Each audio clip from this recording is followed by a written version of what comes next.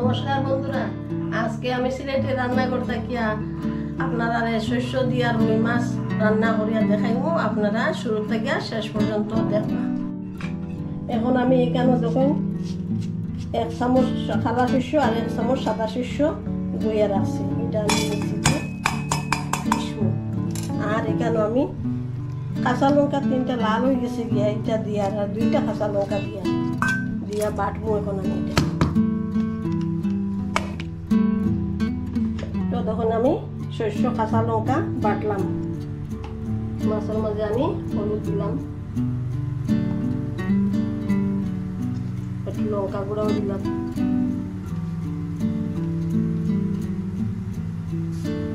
লবণ,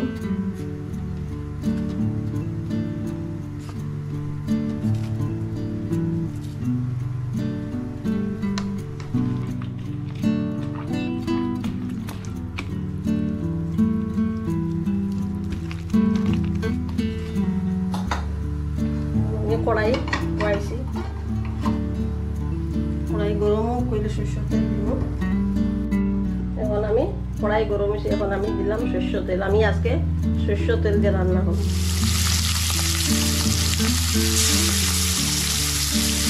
তখন আমি মাছগুলা চিন্তা হয়ে দিলে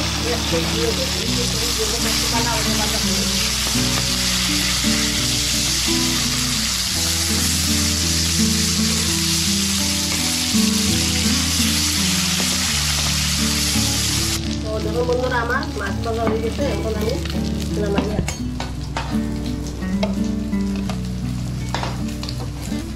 লাল লাল করে ভাজা করছি মাছ। বন্ধুরা দেখো, আমার মাছ ভাজা করে একটু তেল আসছিল, এর মাঝে আমি আরো একটু তেল দিলাম। তো এখানে দিলাম আমি কালি জিরা ফোড়নে।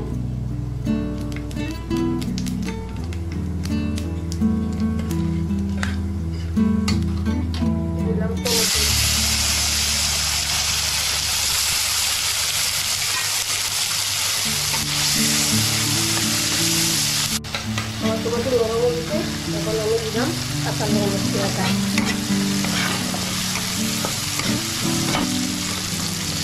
আর দিলাম অল্প হলুদ গুঁড়া।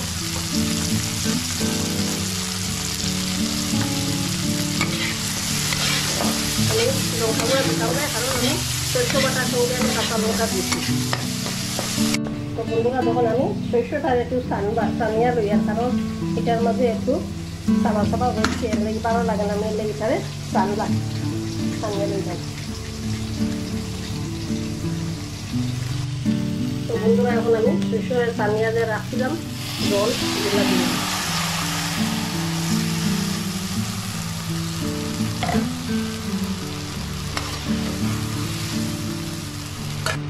এখন আমি দিলাম অল্প লবণ। এখন আমি চুলার মধ্যে মাছ ডালে আমার ঝোল পড়ছে।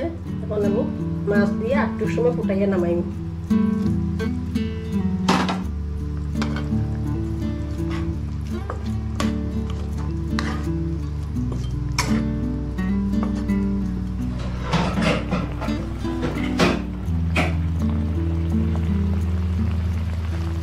তো বন্ধুরা, যখন আমার শস্য বাটা দিয়ে মাছ রান্না কমপ্লিট হইলো, আমি বাটিতে নামাইলাম।